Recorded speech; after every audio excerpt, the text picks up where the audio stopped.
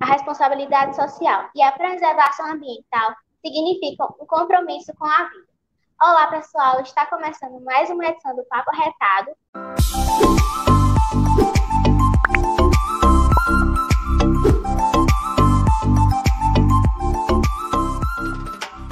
A de hoje é Lucimara Ribas Frederico, engenheira ambiental e criadora dos projetos Eu Ecologicamente e Engenharia Ambiental, Engenharia da Vida nas redes sociais. Seja bem-vinda à TV Radioteste, Lucimara. Obrigada. Para começar, por que você escolheu engenharia ambiental? Então, quando eu era criança, eu sempre morei perto de locais que tinha muita natureza, né? E aí tinha um rio que cortava atrás da minha casa e a gente tomava banho quando era criança, era um lugar muito bonito, assim, sabe? E eu sempre gostei da natureza e sempre me chamou a atenção a questão das plantas, a questão de como que é o ambiente como um todo. Aí, quando eu fui crescendo, aquele rio foi ficando poluído. E as pessoas foram jogando sofá, foram jogando vários lixos ali, e aquilo me chamou a atenção, que me preocupou. E eu queria saber como que eu poderia fazer para melhorar a situação daquele rio. Então, desde quando eu estava na minha infância, adolescência, eu fui vendo o do rio limpo para um rio poluído. E aí eu pensei, nossa, eu poderia fazer alguma coisa para melhorar a qualidade desse ambiente. E aí eu fui pesquisando e a engenharia ambiental, ela trabalha com essa questão de soluções dos resíduos, né, do lixo que a pessoa joga, descarta incorretamente. E até uma das coisas que hoje eu venho trabalhando é com a questão de gestão de resíduo. E a partir daí eu comecei a ver que a engenharia ambiental seria um caminho que eu iria trilhar. Então, lá em 2010, eu comecei a estudar engenharia ambiental aqui em Foz do Iguaçu, e aí me formei em 2015, né? E aí eu sempre estou com essa visão de querer ajudar o meio ambiente de alguma forma. Certo. Eu gostaria agora que você explicasse para quem está nos assistindo onde o engenheiro e a engenheira ambiental podem atuar. Tá. Então, a área da engenharia ambiental ela é bem ampla, a grade curricular dela envolve vários setores, né? Então, o engenheiro ambiental, ele pode trabalhar com gestão de resíduos sólidos, que seria o lixo, né, que as pessoas falam, mas os resíduos. Também pode estar trabalhando com a questão dos recursos hídricos, né, que, por exemplo, tratamento de esgoto, tratamento de água, né, que a gente tem as estações, né, de tratamento de água, que fornece a água para a população, né? Também pode estar trabalhando com geoprocessamento, que são ferramentas online, né? São ferramentas que você pode fazer o mapeamento de algum local que você precisa, por exemplo, fazer um licenciamento ambiental, né? Essa também é uma outra área que o engenheiro ambiental pode estar atuando, que é a parte de licenciamento ambiental. Então, por exemplo, quando eu vou construir uma indústria ou quando eu vou construir uma obra de uma casa ou de algum edifício grande, é necessário que faça um projeto anterior para levar para a prefeitura, né, para ser aprovado nos órgãos ambientais. Então, a gente faz todo esse processo antes, né, para mostrar como que é a questão do impacto ambiental por exemplo, de uma construção. E o engenheiro ambiental, ele vai estar atuando nessa questão, né, também de licenciamento ambiental. Ele também pode atuar na área acadêmica, então, digamos assim, que ele começa a fazer um mestrado, um doutorado, por exemplo, em geoprocessamento ou em recursos hídricos, ele pode estar dando aula para os acadêmicos da área ambiental, também para a área de engenharia ambiental. Tem essa questão, também tem uma questão que ele pode ser um autônomo, né? Ele pode estar abrindo uma empresa de consultoria ambiental, no qual ele pode estar dando dicas para as pessoas, pode estar fazendo a parte de sensibilização ambiental, que é a educação ambiental nas empresas. Ele pode também estar fazendo a parte de gestão ambiental de determinada empresa. Então, ele pode estar atuando mais nesse ramo de empreendedorismo também. né? Então, é um outro viés que o engenheiro ambiental pode estar indo e pode estar se qualificando mais para estar pegando projetos para se desenvolver. Uma outra questão também é a questão do concurso. Então, o engenheiro ambiental, ele também pode estar participando de concursos públicos, inclusive tem vagas em aberto na área de engenharia ambiental, e aí ele tem, claro, estudar bastante, tudo mais, e aí entrar nesse ramo da parte de concurso público. Mas vai da pessoa, antes de se formar, ou até depois, logo depois que se formar, ela decidir para onde ela vai caminhar, né? Você pode ver que tem vários viés que ela pode estar seguindo. Ela pode seguir a área acadêmica, ela pode seguir a área de empreendedorismo, né, na parte de consultorias, abrir alguma empresa, né? E também nessa parte de concurso público. Então, vai depender da pessoa no que ela vai querer estar seguindo. Aí, como eu disse, a área de engenharia ambiental é ampla, tem muitas variáveis que ela pode estar querendo verificar qual é o melhor caminho a se seguir. E aí, por exemplo, no meu caso, eu estou seguindo a área de gestão de resíduo, mas que parte de gestão de resíduo? De construção civil.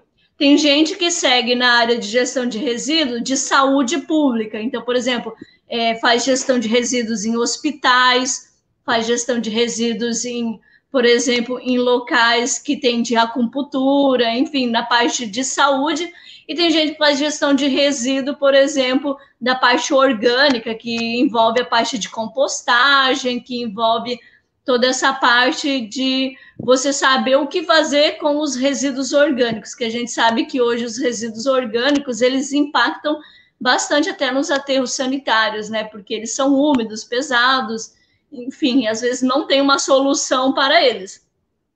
Mas o engenheiro ambiental, ele pode estar escolhendo para onde seguir. Então, tem pessoas que trabalham, por exemplo, na parte de energia solar, por exemplo, que são aquelas placas que você coloca em cima das casas ou em algum local para captar energia solar, para transformar em energia elétrica para aquela população ou para aquela residência, né?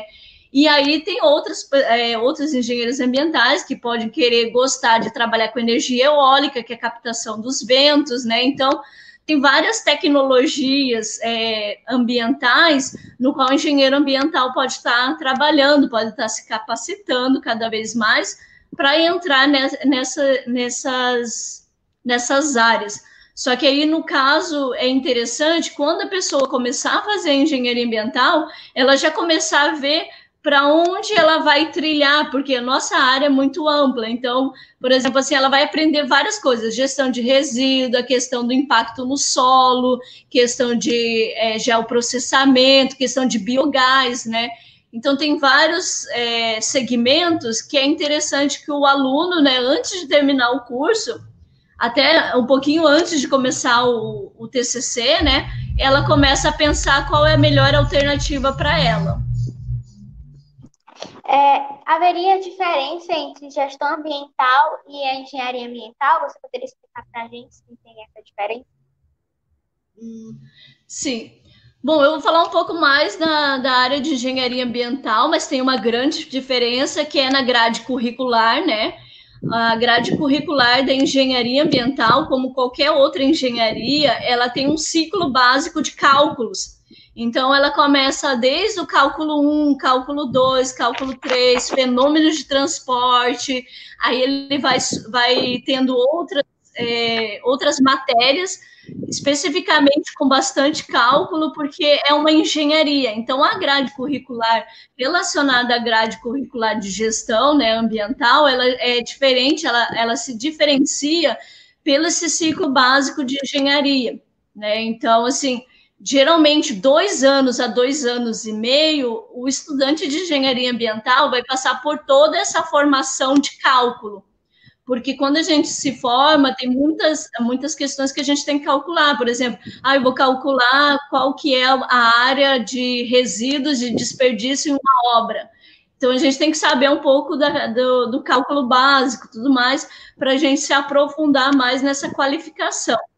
Então, mais nesse sentido, eu vejo, né, que é mais nesse sentido, que a grade curricular ela é bem diferente, assim, nessa questão do ciclo básico da engenharia, que tem os cálculos.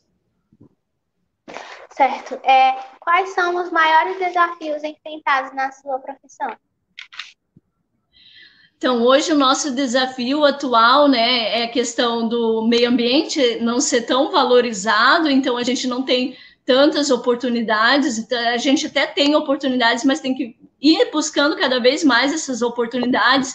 Então, é até interessante que a gente tenha, como eu disse, a gente pode atuar tanto na área acadêmica, como a área de empreendedorismo, como a área de concurso, mas a gente também disputa esse espaço com os outros profissionais. Como é uma área muito ampla, então a gente tem vários segmentos que às vezes são parecidos até com gestão ambiental, com biologia, com algumas outras áreas. Por exemplo, assim, em algumas cidades, eu posso fazer o plano de gerenciamento de resíduo como um biólogo também pode fazer, ou um gestor ambiental também pode fazer. Então, a gente também tem essas outras profissões que têm algumas peculiaridades parecidas com a nossa. E aí, esse é um desafio também, né? E aí, esse é um desafio do mercado de trabalho em si. Mas também não vejo tanto problema, porque, pelo que eu sei, assim, a gente consegue entrar no espaço do mercado de trabalho se qualificando, tendo contatos com outros profissionais, então a gente consegue. Mas é um desafio, sim, essa questão. Eu não vou estar mentindo para vocês, a gente tem esse desafio porque é uma área muito ampla mesmo. E aí a pessoa que não tem a questão decidida dentro dela para onde ela vai trabalhar, aí isso pode ser um problema para ela, porque, por exemplo, ela não sabe se ela vai trabalhar com recursos hídricos ou com solo, ela não sabe se vai trabalhar com geoprocessamento, então acaba que, por isso só já é um desafio muito grande, da pessoa saber para onde ela vai caminhar. Você acredita que a engenharia ambiental tem sua importância reconhecida pela sociedade? Então, eu vou falar aqui que a nossa profissão ela é bem recente no Brasil.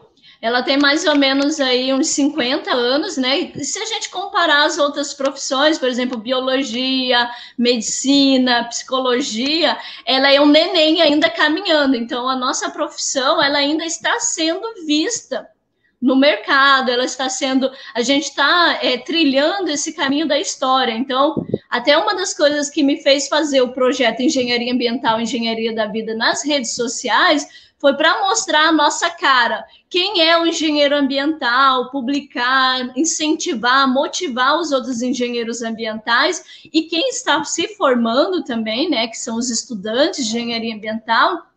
Então, por isso que foi criado, né, para mostrar a nossa cara para as pessoas. Então, eu acredito, assim, que aos poucos nós estamos mostrando quem somos, né, e por que existe essa profissão hoje no Brasil. E eu acredito que, de certa forma, estamos sendo valorizados, sim, porque antigamente não se via tanta matéria com engenheiro ambiental, assim, nas redes, né? E hoje já tem bem mais, então eu vejo que está tendo uma valorização um pouco melhor, mas eu acredito que a tendência é melhorar, né? Que daqui uns dias, daqui uns tempos, não vou falar que vai ser para esse ano ou ano que vem, mas a tendência é melhorar cada vez mais o nosso posicionamento no mercado, né? Como você vê a conscientização ambiental no Brasil?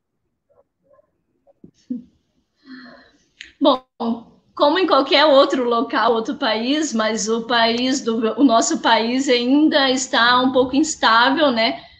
Eu vou falar por mim, assim, que eu vejo que ainda falta muitas pessoas se conscientizarem quanto à questão ambiental. E eu vou trazer aqui que eu acho, na minha opinião, que deveria existir uma matéria na grade curricular, desde o ensino fundamental até o ensino médio, que a criança ela tenha educação ambiental, que ela aprenda a valorizar mais o meio ambiente. Então, assim, hoje eu vejo pessoas que não estão nem aí, jogam lixo na rua mesmo, queimam vários objetos e fazem a queimada. Também tem pessoas que, por exemplo, assim, cortam as árvores e acham que aquela árvore não vai fazer falta para aquele ecossistema. Então, hoje, o que tem ainda tem uma banalização do meio ambiente, né? Que a gente tem que ser trilhado desde quando a pessoa é uma criança, né? Então, no Brasil, acredito que a tendência é melhorar se a gente colocar esforços que tenham uma educação ambiental básica, pelo menos, né? Ou que na própria família ensine a importância e relevância do meio ambiente. Então, por exemplo, assim, dá um exemplo bem prático, assim, por exemplo, na minha cidade tem a questão da gestão dos resíduos que faz a coleta seletiva, mas nem todo mundo separa o lixo, o resíduo, né, que é reciclável, e mistura junto com o resíduo que não é reciclável. Mas para ela, aquilo ali é normal, ela vai jogar porque ela vai fazer esforço para limpar aquele copinho de iogurte que ela vai estar querendo reciclar. Ela só não vai fazer o esforço porque ela não vê valor naquilo. E no nosso país, eu vejo que ainda falta uma valorização maior do meio ambiente, né? E aí acontece muito o que vem acontecendo, né? São queimadas, são a questão da floresta que é retirada, então tem toda uma questão que eu vejo que a gente ainda precisa melhorar na questão de educação mesmo, né? E essa visualização do que é melhor para o meio ambiente. Então, eu acho que é nesse sentido. Mas é uma discussão delicada, né? Porque envolve toda uma questão de um país, toda uma população. Mas se a gente olhar de forma geral, a gente ainda está precário nessa questão de educação. Não só educação ambiental, mas em vários outros setores na educação. Mas trazendo para a parte ambiental, né, que foi o questionamento, eu acho que falta mais investimento nessa questão. E aí eu acho que um ponto que a gente poderia pensar seria essa questão de trazer mais a educação ambiental para as escolas. Como nós podemos praticar a sustentabilidade no nosso dia a dia? Então, tem várias formas que a gente pode fazer, desde o simples fato de quando você vai no mercado, por exemplo, você leva a sua sacola retornável. Então, você pega uma sacola, né, e aí você chega lá no mercado e não utiliza as sacolas descartáveis que o mercado dá, aquelas sacolas de plástico, né? Essa é uma forma de fazer. Eu, por exemplo, eu sempre uso a minha sacola retornável, né? Para evitar chegar lá no mercado e ter que usar toda aquela sacola de plástico, né, para trazer para casa, tudo mais, porque às vezes a gente não sabe o que fazer com todas aquelas sacolas. Uma outra forma, por exemplo, é descobrir se na sua cidade tem a questão da coleta seletiva, que a coleta seletiva vai auxiliar quando você, por exemplo, tem algum resíduo que você pode reciclar, você separa e você entrega para o pessoal das cooperativas. Então, essa é uma alternativa bem interessante. E uma das coisas que eu acho bacana, assim, que eu sempre falo, eu acho que é interessante a gente repensar antes de comprar. Então, por exemplo, eu vou no mercado e aí eu vou comprar alguma coisa, eu vou pensar, será que isso eu estou precisando?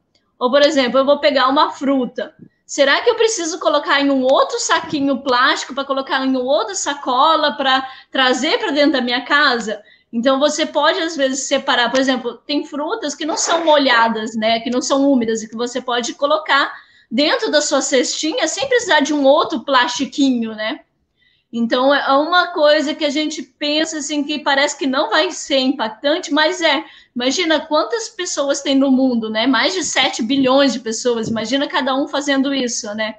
Então, tem outras formas também, né? Por exemplo, você utilizar mais bicicleta ou andar a pé.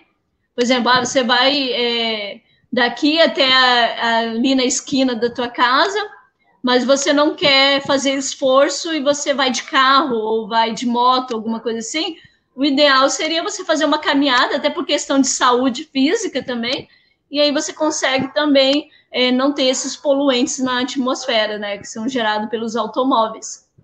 Então, tem várias formas que você pode estar pensando e repensando o seu dia, né, para você estar melhorando não só a sua qualidade de vida, mas a qualidade de vida para outras pessoas, porque o que a gente faz aqui impacta na sua vida, na vida de outras pessoas, né? Então, tem até uma frase que você age localmente, mas pensa globalmente, né? E aí eu acho que isso é super importante, porque o que você faz impacta na vida de outras pessoas. Então, voltando naquele caso que quando eu era criança, eu tomava banho num rio que não era poluído e depois começou a ser poluído, porque as pessoas jogavam, por exemplo, lixo, jogavam vários resíduos dentro do rio, e aí impossibilitou outras pessoas de tomarem banho, ou até mesmo aquele local ser um local saudável, né? Por causa de outras pessoas, algumas outras pessoas também foram prejudicadas. Então, eu acho que a gente deve pensar um pouco mais, né? E parece assim que é um pouco muito exagerado, mas assim, querendo ou não, o lixo que você joga em um determinado local, ele pode chegar, por exemplo, nos oceanos, nos mares, e aí chegar, por exemplo, nas tartarugas marinhas. O que mais tem é noticiário de que uma tartaruga marinha, foram abrir ela, tinha não sei quantos quilos de plástico dentro da barriga da tartaruga. Como que aqueles plásticos foram para lá? Né? Alguém jogou. Não foram as tartarugas que fizeram isso, mas alguém jogou, né? E se esse alguém jogou, por que ele não pensou assim, poxa, eu não vou jogar no chão, eu vou descartar corretamente? Ou por que eu estou pegando mais uma sacola no mercado se eu poderia levar a minha sacola de casa e não precisar usar mais uma sacola plástica, entendeu?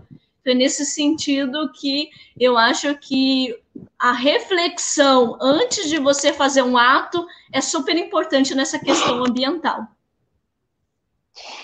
Atualmente estão ocorrendo queimadas que estão devastando o Pantanal e a Amazônia. Quais são os impactos que o aumento dessas queimadas pode causar? Bom, primeiramente, só para falar que isso é uma coisa muito delicada e triste, né? Porque o que a gente vê hoje são muitos animais morrendo queimado. Então, esse é um impacto assim que não tem retorno, assim. Muitos animais, tem um santuário de onças pintadas no Pantanal. Isso chega a me dar até uma, porque hoje eu trabalho aqui também na região onde a gente tem onças pintadas, né? A minha região aqui tem o Parque Nacional do Iguaçu. Então, eu fico pensando nas onças aqui do nosso território, né? Se acontecesse isso aqui. Então, por exemplo, lá no Pantanal tem um santuário, que eu sei que é das onças pintadas, que foram queimadas não sei quantos por cento, mas foram bastante. E a gente vê, por exemplo, aquelas imagens das onças todas queimadas, dos bichinhos todos morrendo. Então, esse é o impacto na biodiversidade. Então, imagina assim, quantos organismos, quantos seres vivos não estão morrendo lá e pode ser que entre na lista de extinção. Então, imagina, por exemplo, animal de topo de cadeia alimentar como a onça pintada. Quanto de desequilíbrio ambiental isso não pode ocasionar de, por exemplo, infestação de outros animais, porque não tem o animal de topo de cadeia alimentar, porque eles estão morrendo por causa das queimadas, né? Hoje a gente sabe que as queimadas lá no Pantanal, na Amazônia, algumas partes são provocadas por causas humanas, algumas são provocadas por combustão, assim. Então, a gente sabe que tem algumas fontes, né, que fazem isso ocorrer. Então, o fato de, por exemplo, assim, ser queimado uma vasta região, todo aquele micro-organismo daquele solo, por exemplo, daquela região, vai demorar um pouco para fazer a restauração daquele local. Então, ela vai levar alguns anos para ela se restaurar, né? Ela vai levar um tempo, né, de maturação novamente, né? Porque até voltar a chuva, até começar a florescer, a nascer novamente a camada orgânica, vai levar um tempo para aquela camada, por exemplo, de micro-organismo que tinha no solo se reestruturar novamente. Então, tem toda uma questão. Então, por exemplo, até uma árvore nascer de novo, chegar no êxtase dela, no clímax que é chamado, né? Vai levar um pouco de tempo. Então, por exemplo, os animais também é uma grande perca. E a gente sabe que até para a população. Então, por exemplo, assim, hoje eu moro aqui no sul, e o Pantanal, por exemplo, está chegando para a nossa região fumaças dessa questão da queimada. E essa fumaça, ela é tóxica, a gente sabe, porque é por queima, né, de combustão. Então, a gente sabe que isso também, de alguma forma, vai prejudicar não só os animais, mas as pessoas também, de certa forma, né, porque são queimadas, né. E sem contar com as pessoas que moram no local, ela vai ver toda aquela questão de prejudicação ali para elas, né? Então, é uma situação bem delicada. A gente só tem a perder nessa questão, né? Não tenho muito o que dizer, assim, é uma situação que é delicada. Eu não estou lá para saber, até tinha vontade de querer conhecer o Pantanal, tudo mais, só que ainda não consegui conhecer o Pantanal em si. Mas eu vejo que a gente só está perdendo nossa biodiversidade nessa questão toda, né? O ideal é que, por exemplo, assim, digamos que a gente tivesse uma questão de agrofloresta na região, que trabalhasse mais com essa questão, não só da monocultura, que é a questão de você só plantar por exemplo, arroz, feijão, soja, que seja, né? Mas que a gente tenha uma variedade de outros organismos naquela região. E eu acho que é mais nesse sentido. E é uma discussão bem delicada, porque envolve toda a questão política, envolve toda a questão da comunidade em si, porque a gente não sabe exatamente 100% o que está acontecendo lá, é só quem está lá para saber. Mas o que a gente vê são um reflexo de alguma coisa que aconteceu. E eu sei que aconteceu, porque a proporção que hoje está lá é grande. Então, é muitos animais morrendo, a biodiversidade está cada vez mais decaindo, e eu acho que seria importante ter, após isso, ou sei lá, eu acho que o Brasil como todo deveria era botar a mão na cabeça e tentar ajudar de alguma forma, né? Nesse sentido, porque senão só vai continuar piorando a nossa situação, né, nessa questão. Então, para finalizar, eu gostaria que você dissesse o que você diria às pessoas que pretendem cursar engenharia ambiental. Bom, para quem está querendo iniciar o curso de engenharia ambiental, uma dica que eu sempre falo é que a pessoa ela deve consultar outras profissionais, né? Por exemplo, já formado em engenharia ambiental, acompanhar esses profissionais, perguntar como que é a profissão no dia a dia, também estudar um pouco mais sobre a profissão e verificar, por exemplo, o que ela vai fazer na prática, para ela ver se ela gosta daquilo, né? Porque às vezes a pessoa ela entra achando que é uma coisa, mas quando chega no meio do caminho é outra, porque eu já tive colegas meus que desistiu no caminho porque não sabia que ia ter tanta matemática, por exemplo, tanto cálculo, aí para ela não era tão fácil fazer aquilo e acabava indo para outro caminho, por exemplo, fazia biologia, gestão ambiental, que tinha um pouco menos dessa grade curricular de cálculo. Mas isso é só um exemplo. Mas, por exemplo, às vezes a pessoa ela não gosta da grade curricular de engenharia ambiental e ela entra e fica ali, tipo assim, será que eu vou continuar? Será que eu não vou continuar? Não estou gostando.